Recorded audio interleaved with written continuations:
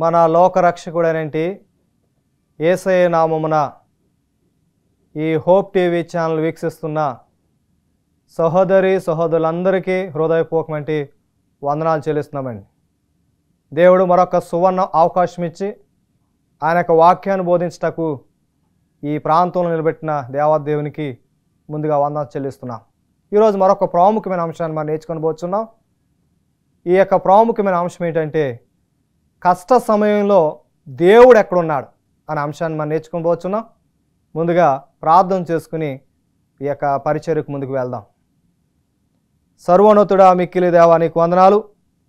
ఈ సమయం ముందు ప్రభా ఈ యొక్క అంశమును ప్రభా మాట్లాడుచుండగా మాట్లాడేది నేను కాదు ప్రభా, మీరే నాతో మాట్లాడి నీ పరిశుద్ధాత్మను మాకు తోడుగొంచమని యేసయ్య పేరట వేడుకున్న మా పరమ తండ్రి, ఆమేన్. ఇదనమో నేర్చుకోబోయే ప్రాముఖ్యమైన అంశం ఏంటంటే కష్ట సమయంలో నీవు నేను సేవిస్తున్నా, నీవు నేను ప్రార్థిస్తున్నా ఆ యెహోవా దేవుడు, ఆ యేసయ్య ఎక్కడున్నాడు? ఏమైపోయాడు ఆయన? నేను ఇంత శ్రమ పడుతున్నాను, ఇన్ని శ్రమల్లో నేను నలిగిపోతుంటే నా దేవుడు ఏమైపోయాడు? నా యేసయ్య ఏమైపోయాడు? నేను ఆరాధిస్తున్న దేవుడు ఏమైపోయాడని ప్రతి ఒక్కరూ దేవుణ్ణి ప్రశ్నిస్తుంటారు. దానికి సమాధానము పరిశుద్ధ లేఖన భాగంలో యోహాను సువార్త 16వ అధ్యాయము 33వ వచనంలో ఈ మాట రాయబడి ఉంది. నా యందు మీకు సమాధానం కలుగునట్లు ఈ మాటలు మీతో చెప్పుచున్నాను, లోకములో మీకు శ్రమ. నా యందు ఎవరైతే విశ్వసిస్తారో, నా యందు ఎవరైతే నమ్మకం ఉంచుతారో ఈ లోకంలో వారికి శ్రమ. ఎవరంటున్నారు ఈ మాట అంటే ప్రభువంటి యేసుక్రీస్తు ప్రభు వారు ఆయన ఈ లోకంలో ఉన్నప్పుడు పలుకుతున్న మాట. ఈ లోకంలో మీకు శ్రమలు, లోకంలో మీకు శాంతి లేదు, మీరు నా యందు విశ్వసిస్తున్నారు కాబట్టి మీకు శ్రమ. మీరు శ్రమలు అనుభవించినప్పుడు కూడా నేను ఉన్నాను అక్కడ. మీరు నా యందు విశ్వసిస్తున్నారు కాబట్టి మీకు శ్రమలు ఉంటాయి అని దేవాతి దేవుడు పలుకుతున్న మాట. గమనించండి, ఈ వాక్యాన్ని మనం పరిశీలన చేసినప్పుడు లోకంలో మీకు శ్రమ కలుగుతున్నది, ఆయనను నా యందు మీరు విశ్వసిస్తున్నారు, మీకు శ్రమలు కలుగుతున్నాయి. ఇది సర్వసాధారణంగా జరిగే కార్యము. విశ్వాసులుగా మనం అవగాహన చేసుకునే ప్రాముఖ్యమైన అంశం ఏంటంటే శ్రమల్లో కూడా నీ పక్షాన నా పక్షాన యేసయ్య ఉన్నాడు. అంటే ఈ శ్రమల్లో ఉన్నప్పుడు దేవుడు ఉన్నాడు, నిన్ను పరీక్షిస్తున్నాడు, మనల్ని పరీక్షిస్తున్నాడు. ఎలా పరీక్షిస్తున్నాడు అని అంటే నువ్వు ఎంతవరకు విశ్వాసిగా ఉన్నావు, శ్రమల యందు ఆయన యందు ఉన్నావా లేదా, శ్రమల్లో కూడా ఆయన నువ్వు సేవిస్తున్నావా లేదా, శ్రమల్లో కూడా ఆయన యందు నువ్వు నమ్మిక ఉంచి ఉన్నావా లేదా అని యేసయ్య నేను చూస్తున్నాడు. నువ్వు శ్రమలో ఉండగా కూడా ఆయన ఉన్నాడు. అందుకే భక్తుడైన దావీదు పలుకుతున్న మాటను ఒకసారి చదువుకుందాం. ఆయన అంటున్నాడు, కీర్తన గ్రంథము 55వ అధ్యాయము 22వ వచనం, నీ సమస్త భారమును ఆయన మీద వేయము, నీతిమంతులను ఎన్నడను కదలనీయడు. కీర్తన గ్రంథము 55వ అధ్యాయము 22వ వచనంలో నీ సమస్త భారాన్ని యెహోవా మీద పెట్టుము, నీ భారానంతా ఆయన మీద వేస్తే ఆయన నీ పక్షాన ఉంటాడు, నీ భారాన్ని తొలగించడానికి ఆయన ఉన్నాడు. మరి శ్రమల్లో ఉన్నప్పుడు దేవుడు ఎక్కడున్నాడని ప్రశ్నకి మరి నువ్వు భారాన్ని, నీ సమస్త భారాన్ని యెహోవా మీద పెట్టాలి కదా. మన సమస్త భారాన్ని యెహోవా మీద పెడితే ఆయన మనల్ని ఆదుకుంటాడు అంటున్నాడు. మన భారము ఆయన మీద పెట్టకుండా దేవుడు నా పక్షాన ఉండాలి అని అంటే అది సాధ్యమైన మాట కాదు. చాలామంది అంటారు భారమేమో దేవుని మీద పెట్టరు, మనుషుల మీద పెడతారు భారాలని, కష్టాలన్నీ మనుషుల మీద పెడతారు, లేకపోతే మనుషుల మీద తోసేస్తారు, ఫలానా మనిషి మీద తోసేస్తారు. ఫలానా కష్టం ఒక వెతుకు వచ్చిందంటే ఆ వెతుకున్న కష్టాన్ని తీసుకెళ్ళి ఓ మనిషి మీద తోసేసి కలిపేస్తారు. కానీ ఒకసారి దేవుణ్ణి అడగరు, ప్రభువా నీ సమస్తమైన భారంతో నేను బాధపడుచున్నాను, ఈ భారం నుండి నన్ను విడుదల కలుగు చేయి అని ఆయన మీద పెడితే మన భారాన్ని ఆయన మోస్తాడంటే, మన బరువును మోస్తాడంట. మనకు బాధ్యతను మోసేవాడు మన ప్రభువైన యేసుక్రీస్తు ప్రభువారు. మన శ్రమ అనే బరువును మోస్తాడు. మన కష్టమనే బరువును మోయటానికి మన యేసుక్రీస్తు ప్రభువారు మనకు తోడుగా ఉన్నారు.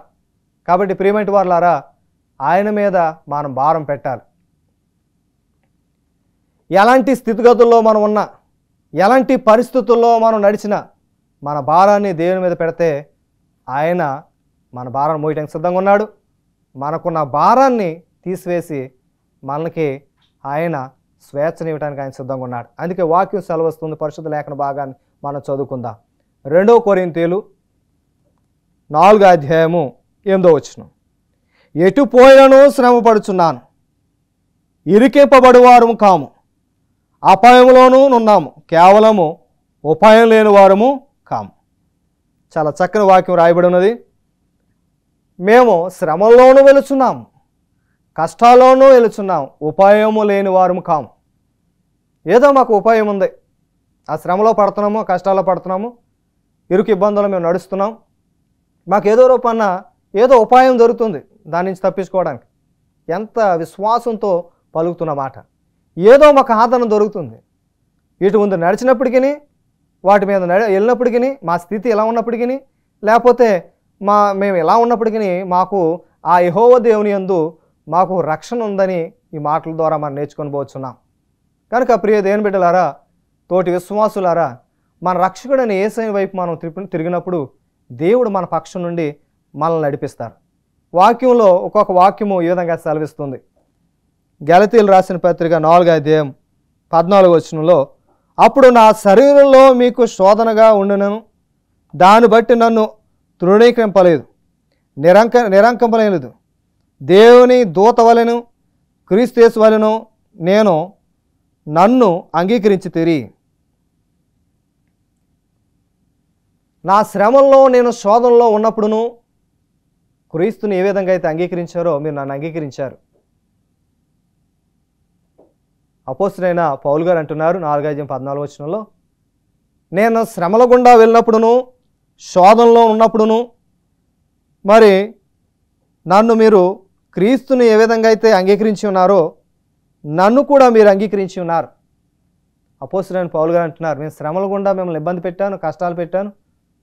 అలాంటి నన్ను క్రీస్తుని ఏ విధంగా అయితే చేర్చుకున్నారో నన్ను కూడా మీరు చేర్చుకున్నారు. గలతీ సంఘంతో అంటున్నారు. మరి గలతీయులు 4 మనం 14 నా శరీరం అంతా శోధనతో ఉన్నది. నేను శోధనలో ఉన్నప్పుడు నన్ను తృణీకరించలేదు, మీరు నన్ను ఆటంకపరచలేదు. నేను శ్రమ చేత నింపబడుతున్నాను, శోధనలో నలిగిపోతున్నాను. విశ్వాసులుగా ఉన్నట్టు గలతీ విశ్వాసులు అందరూ నన్ను స్వీకరించారు. నేను శోధనలో ఉన్నప్పుడు నన్ను మీరు చేర్చుకున్నారు. అంటే దీన్ని బట్టి అపోస్తలుడైన పౌలు గారు అంటున్నారు, నా దేవుడు నాతోనే ఉన్నాడు. నేను శ్రమలో ఉన్నప్పుడు ప్రజల ద్వారా నాకు ఆశ్రయాన్ని కలిగించాడు. నేను శ్రమల్లో నలిగిపోతున్నప్పుడు దేవుడు నా భారాన్ని మోసాడు. ఎందుకనగా నేను ప్రార్థనపూర్వకంగా దేవుని అడిగాను, నా సమస్త భారాన్ని దేవుని మీద పెట్టాను. దేవుడు ఆ గలతీయుల్లో ఉన్నటువంటి విశ్వాసుల ద్వారా నన్ను, నా యొక్క భారాన్ని, నా శోధన దేవుడు తొలగించాడని మరి ఒక విశ్వాసిగా మరి అపోస్తలుడైన పౌలు గారు అంటున్నారు. మరి మనం ఏమంటున్నాం? దేవుని బిడ్డలుగా జీవిస్తున్నాం, యేసయ్య అలుగుజాడలను నడుస్తున్నాం. మరి ఈ మాట పలుకుతున్నామా? ఇదిగో నేను శ్రమల గుండా వెళ్తున్నాను, శోధన గుండా వెళ్తున్నాను, నా భారాన్ని మోసేవాడు నా యేసయ్య. మరి ఆయన మోస్తున్నప్పుడు నాకు దిగులేంటి? ఈ మాట మనం అంటున్నామా? అనలేకపోతున్నాం. శ్రమల గుండా వెళ్ళినప్పుడు మనకెంతో కోపం కలుగుతుంటుంది. ఎవరైనా శోధిస్తుంటే మనం ఎంతో కోపడిపోతాం, తట్టుకోలేము. కొన్నిసార్లు మనసును నొచ్చుకోలేము, ఎంతో ఆటంకపడతాం, ఎంతో శ్రమ పడతాం, ఎంతో కోపద్రయంగులవుతాం. ఆవేశంతో మరి మనం వాళ్ళ మీదకి వెళ్ళిపోవాలన్నంత ఆతృతగా ఉంటాం. అయితే దేవుని యొక్క వాక్యం సెలవిస్తున్న ప్రియమైన బిడ్డలారా, దేవుడు మాట్లాడుతున్న మాటను ఒకసారి మనం చదువుకుందాం. గలతీయులు 6:1 ఉన్న వాక్యం, సహోదరులారా, ఒకడు ఏ తప్పుదేమైనలోనైనను చిక్కుకుని ఎడలా ఆత్మ సంబంధరై మీలో ప్రతివాడు తనను శోధింపబడలేము అని తన విషయమై చూచుకొనుచు సాత్వికమైన మనసుతో అట్టి వారిని మంచి దారిని తీసుకుని రావలెను. గలతీయులు 4:6 ప్రతి సహోదరుతో చెప్తున్నాడు, మీలో ఏ ఒక్కడైనా తప్పిదం చేస్తే ఆత్మ సంబంధమైన వాణ్ణి మీరు శోధింపబడకుండా అటు వాణ్ణి సాత్వికమైన మనసుతో మీ చెంతకు తీసుకురండి, దేవుని చెంతకు నడిపించండి. మీ యొక్క అడుగుజాడలో నడిపించండి. మీరు ఎవడన్నా శోధిస్తున్నాడా మిమ్మల్ని, లేకపోతే అది శోధకుడుగా ఉన్నాడా, శోధించేవాడుగా ఉన్నాడా, దూషకుడుగా ఉన్నాడా, అటు వాణ్ణి మీ దారికి తెచ్చుకోండి. మీ దారికి తెచ్చుకుని అటు వాణ్ణి దేవుని చెంతకు నడిపించండి. మీరు ఒకవేళ వాణ్ణి దేవుని చెంతకు నడిపిస్తే మిగతా విశ్వాసులు కూడా ఏమంటారంటే, అవును దేవుడు ఒక కార్యం చేశాడు, ఒక శోధకుడు ఉన్నాడు, శోధించేవాడు ఉన్నాడు, దుష్టుడున్నాడు, అటు వాడిని మీరు ప్రేరేపించి దేవుని చెంతకు నడిపిస్తే అనుకుంటారు, ప్రజలు అనుకుంటారు, ఎస్ దేవుడు వీరి మధ్యన ఉన్నాడు, వీరి పక్షాన ఉన్నాడు అని అనుకుంటారు.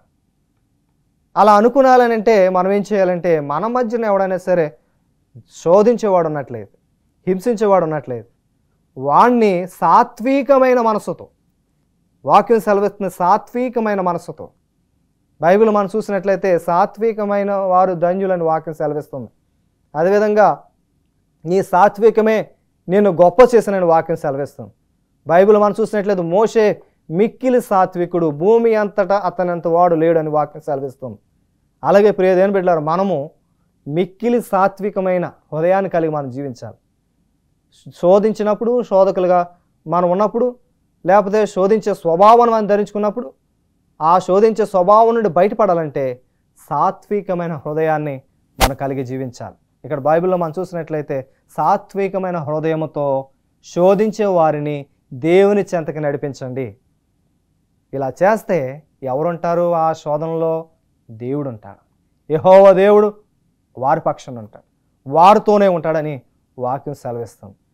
మరి వారితో ఉన్నప్పుడు, ఈ శోధించే వాళ్ళు మన పక్షాన ఉన్నప్పుడు, మన పక్షం నుండి మనల్ని కృంగతీస్తున్నప్పుడు దేవుని యొక్క వాక్యం ఏం సెలవిస్తుంది? ఆ వాక్యాలు మనం చదువుకుందాం. గలతీయుల 6:17 క్రీస్తు శరీరమును ధరించుకుని మీరు ఎవరిని శ్రమ పెట్టవద్దు. క్రీస్తు యొక్క శరీరం ధరించుకున్న విశ్వాసులను మీరు శ్రమ పెట్టవద్దు అని వాక్యం సెలవిస్తుంది.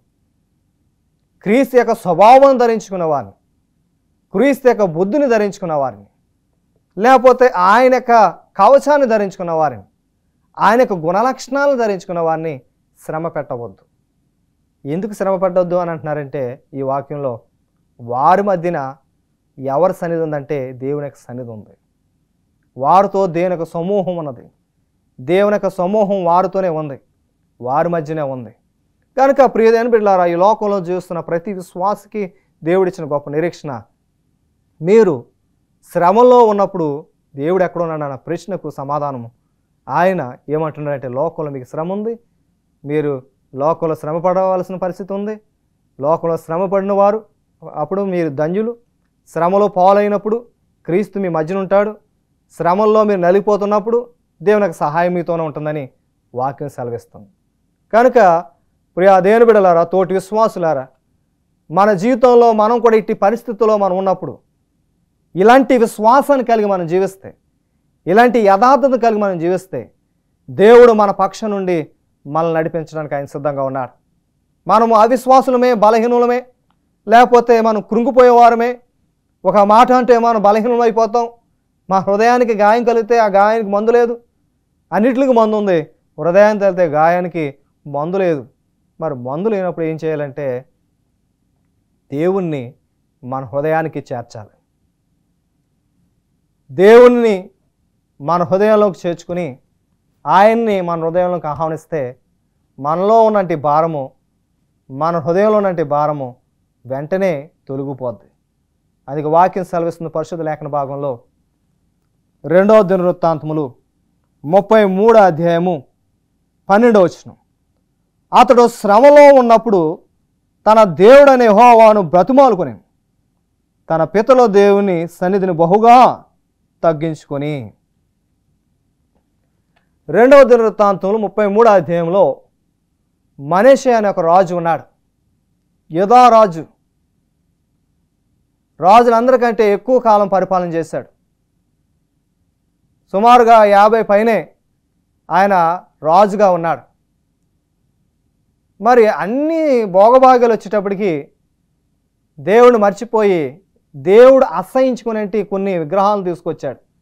తన కుమారుని కూడా నిప్పుల గుండం నుంచి దాటించాడు.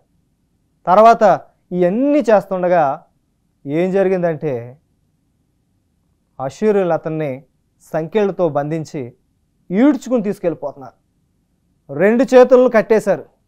ఈడ్చుకుంటూ తీసుకెళ్ళిపోతున్న సమయంలో ఆ యొక్క శ్రమ అనే భారంతో నింపబడినప్పుడు దేవుణ్ణి మొరపెట్టి బహుగా ప్రాధేయపడగా దేవుడు అతని మొరను విని అతను విడిపించినట్లుగా మనం చూస్తున్నాం. ఆ శ్రమంలో ఉన్నప్పుడు, ఆ శ్రమ అనే భారంతో నింపబడినప్పుడు దేవునికి మొరపెట్టాడు. ఎంతో ఘోరమైన పాపి, ఎంతో ఘోరమైన క్రూరుడు, దేవునికి అసహించుకునే వ్యక్తి, ఎంతో దుర్మార్గమైన పనులు, దేవుడికి అసహించుకునేటి మరి ధర్మశాస్త్రానికి లోబడకుండా లోకానుసారంగా జీవించిన వ్యక్తి ఆ సమస్య వచ్చేటప్పటికి తన భారాన్ని యెహోవా మీద పెట్టినప్పుడు దేవుడు ఆ భారం నుండి అతన్ని విడిపించినట్లుగా పరిశుద్ధ లేఖన భాగంలో మనం చూస్తున్నాం. గమనించండి ప్రియ దేవుని బిడ్డలు, ఎంతో ఘోర పాపినైనా సరే, ఆ యొక్క ఎంతో ఘోరమైన పాపంతో నింపవాడైనా సరే ఒక్కసారి దేవునికి మొరపెడితే దేవుడు వారి మధ్యన ఉంటాడు. శ్రమ అనే వచ్చేటప్పటికి దేవునికి మొరపెడితే దేవుడు కార్యాలు జరిగిస్తాడు. నీ జీవితంలో కార్యాలు జరగాలంటే, శ్రమంలో నాకు దేవుడు సహాయం చేయట్లేదంటే ఏంటి కారణం అంటే నువ్వు మొరపెడతలేదు అన్నాం అని అర్థం. మొరపెట్టకుండా దేవుని అడగట్లేదు. మనిషే రాజు. సమస్య వచ్చినప్పుడు, కష్టం వచ్చినప్పుడు దేవునికి మొరపెట్టాడు. మొరపెట్టగా దేవుడు ఆ యొక్క మరి సంఖ్యల నుండి విడుదల కలుగజేసి అతనికి విముక్తిని దయచేశాడు. దేవుడు మనకు కూడా అట్టి విముక్తిని కలుగజేయగలడు. అలాంటి విముక్తిని దేవుడు మనకు దయచేయగలడు. అలాంటి విముక్తిలో నుండి మనల్ని రక్షించడానికి మన యేసయ్య ఎప్పుడూ సిద్ధంగా ఉన్నాడు. మన దేవుడు మనల్ని విడిచిపెట్టేవాడు కాదు, అంతం వరకు నడిపించేవాడు. అందుకే వాక్యం సెలవిస్తున్న ప్రియమైన బిడ్డలారా, పరిశుద్ధ లేఖన భాగంలో ఈ మాట రాయబడి ఉన్నది. అపోస్తుల కార్యాలు 11వ అధ్యాయం 19వ వచనంలో మరి స్టెఫెను అంటున్న మాట, కలిగిన శ్రమను బట్టి చెదరపోయిన యూదులకు తప్ప మరి ఎవరికి ఈ సువార్తను అందించాలి? యూదులు చెదిరిపోయిన వారు అంతటా యోధా క్రైస్తవులు శ్రమతో వాక్యము వినుచున్నారు. ప్రియా దేవుని బిడ్డలారా, మరి స్టెఫెను రాళ్ళతో కొట్టబడక మునుపు అనేక మంది మరి వర్గాలు ఉన్నాయి. యోధా మతాన్ని అంగీకరించిన క్రైస్తవులు ఉన్నారు. ఈ యోధా మతాన్ని అంగీకరించిన క్రైస్తవులు కొన్ని సమస్యలు, కొన్ని శోధనలు, హింసలు మొదలయ్యేటప్పటికీ పారిపోయారు.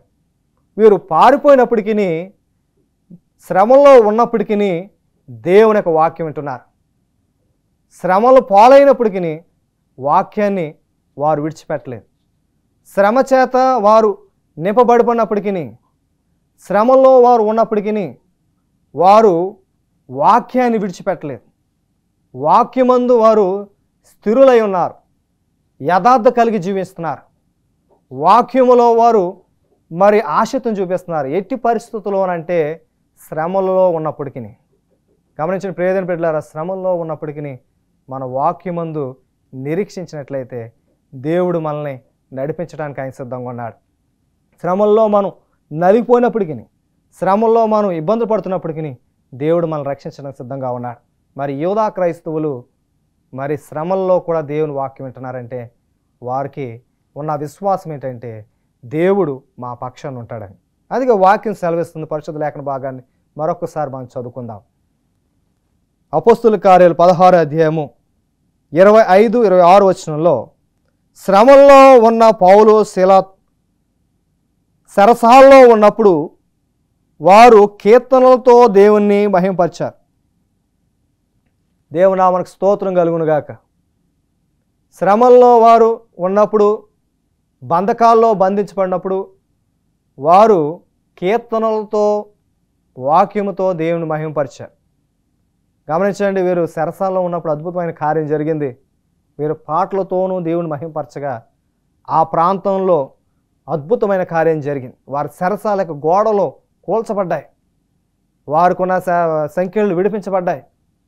ఇంత అద్భుతమైన కార్యం ఎలా జరిగిందంటే, వారు శ్రమలను కూడా దేవుడు మా పక్షాన ఉంటాడని విశ్వాసంతో వారు ప్రార్థన చేశారు. ఆ ప్రార్థన దేవుడు ఆలకించాడు. కనుక తోటి విశ్వాసులారా, దేవుని బిడలారా, ఈ యొక్క దినము ఒక ప్రాముఖ్యమైన అంశాన్ని మనం నేర్చుకుంటున్నాం. శ్రమలో గుండెలో ఉన్నప్పటికీ దేవుడు మా పక్షాన ఉన్నాడని విశ్వాసంతో పౌలు శీల ప్రార్థించగా దేవుడు అద్భుతమైన కార్యం చేసినట్లుగా దేవుడు మన జీవితంలో కూడా అట్టి కార్యాలు చేయడానికి ఆయన సిద్ధంగా ఉన్నాడు. అట్టి కార్యాలు మన పట్ల చేయడానికి ఆయన సంసిద్ధంగా ఉన్నాడు. వారి జీవితంలోనే దేవుడు కార్యాలు చేసినప్పుడు మన జీవితంలో ఆయన ఎందుకు చేయడు? విశ్వసించిన వారి పక్షాన్ని ఎందుకు చేయలేడు? నమ్మకం కలిగిన ప్రతి వారి పక్షాన ఆయన కార్యాలు జరిగించగలడు. ప్రియా దేవుని విశ్వాసులారా, తోటి విశ్వాసులారా, ఈ వాక్యం వింటున్న ప్రతి ఒక్కరితోనూ దేవుడు మాట్లాడుచున్నాడు. మీరు శ్రమలో ఉన్నప్పుడు దేవుడు ఎక్కడా అని అనేటప్పుడు, ఆ ప్రశ్న వచ్చినప్పుడు, పౌలు శీల సరసాల్లో పాటలతో వాక్యముతో దేవుని మహింపరిచారు. పాటలతో వాక్యముతో స్తుతిగానాలతో దేవుని మహింపరిచారు. ఆ మహిమను బట్టి దేవుడు వారి పక్షాన ఉన్నాడు. దేవుని బిడ్డ, దేవుడు మన పక్షాన ఉండాలంటే మనం కూడా అట్టి విశ్వాసంతో పాటలతోనూ వాక్యంతోనూ దేవుని మహింపరిస్తే దేవుడు మన మధ్యన కార్యాలు జరిగేస్తాడు. వారి మధ్యకి యెహోవా దేవుడు రాలేదు, కానీ కార్యాలు జరిగాయి. మన జీవితంలో అలాంటి కార్యాలు జరగాలంటే అటు విశ్వాసం కలిగి మనం జీవించాలి. పరిశుద్ధాత్మైన దేవుడు నీతో నాతో మాట్లాడుతున్న ఒక వాక్యములో ఈ విధంగా రాయబడి ఉంది. అయితే భేదములు పుట్టించు సత్యమును లోబడక దుర్నీతికి లోబడి వారి మీదకి దేవుని ఉగ్రతయు రౌద్రమును వచ్చును. దుష్కార్యము చేయు ప్రతి మనిషిని ఆత్మకు మొదట యూదునికిని గ్రీకు దేశస్థుని కూడా శ్రమయు వేదన కలుగును.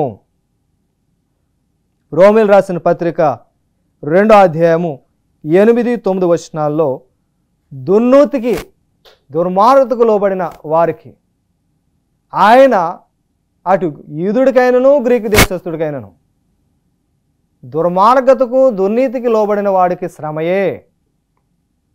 వారి మధ్యన దేవుని యొక్క సన్నిధి ఉండదు, దేవుని యొక్క సమూహం వాడి మధ్యన ఉండదు.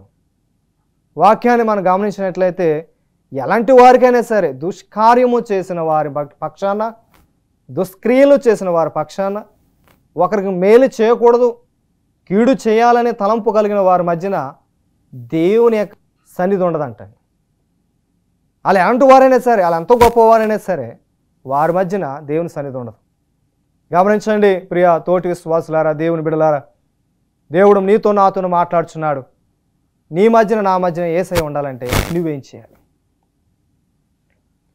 నీ పక్షాన దేవుడు ఉండాలంటే, నీ మధ్యన దేవుడు ఉండాలంటే ఆయన చెప్తున్న మాటను ఒకసారి మనం జ్ఞాపకం చేసుకుందాం. వాక్యంలో మనం గమనించినప్పుడు యేసయ్య చెప్తున్న మాటలో ఒక ప్రాముఖ్యమైన మాట రాయబడి ఉంది.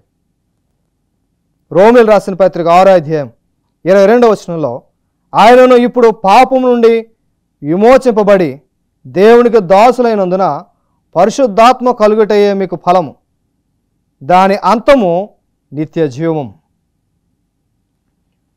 కనుక ప్రియ దేవుని బిడ్డలారా, దేవుడు విమోచిస్తానంటున్నాడు. విమోచించడానికి ఆయన సిద్ధంగా ఉన్నాడు. కనుక అటు రీతిగా మనం కూడా విమోచించబడాలంటే మన పాపాన్ని చోటేయకుండా యేసయ్యకు మనం చోటిచ్చేవారుగా ఉండుటకు దేవుని పరిశుద్ధాత్మ తోడుగా ఉండి మనల్ని నడిపించునుగాక. ఆమె ప్రార్థన చేసుకుందాం. మహోన్నతుడా, నీకు వందనాలు. ఈ పాపాన్ని విడిచిపెట్టి నిత్య జీవాన్ని పొందుకుటకు నీ పరిశుద్ధాత్మ సహాయము వింటున్న ప్రతి ఒక్కరికి దయచేయమని యేసయ్య పేరట వేడుకుంటున్నాం మా పరమ తండ్రి. ఆమెన్.